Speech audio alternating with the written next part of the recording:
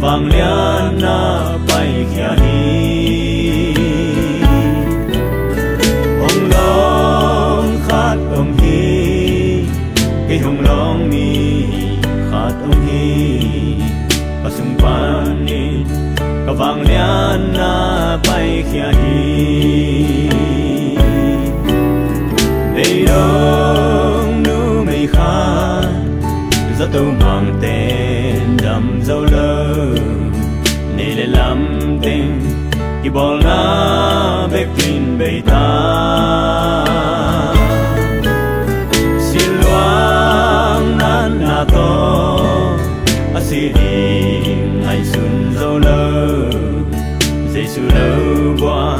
a lưng gül đang ôm non lơ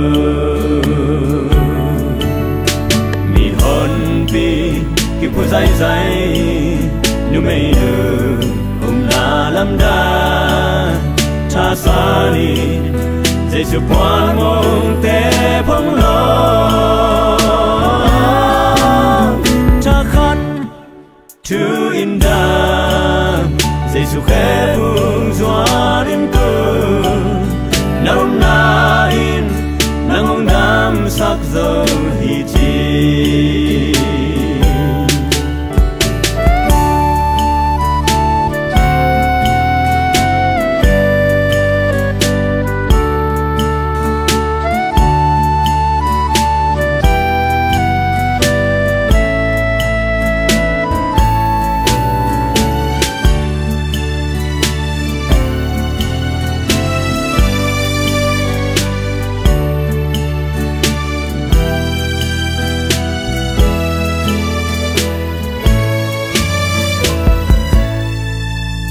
nắng gió na ục lệ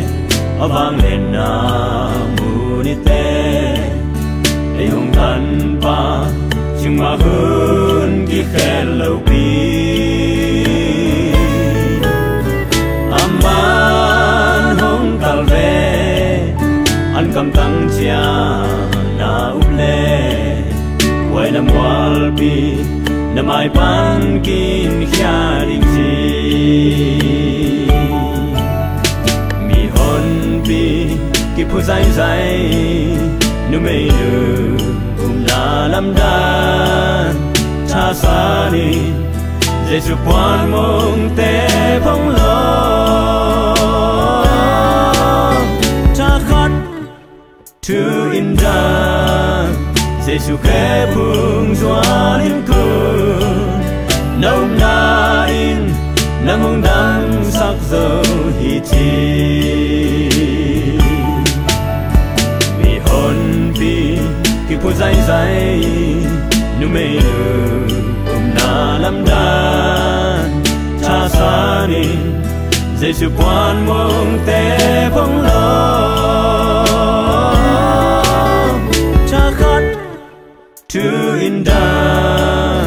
Giêsu khẽ phung doa đến cơn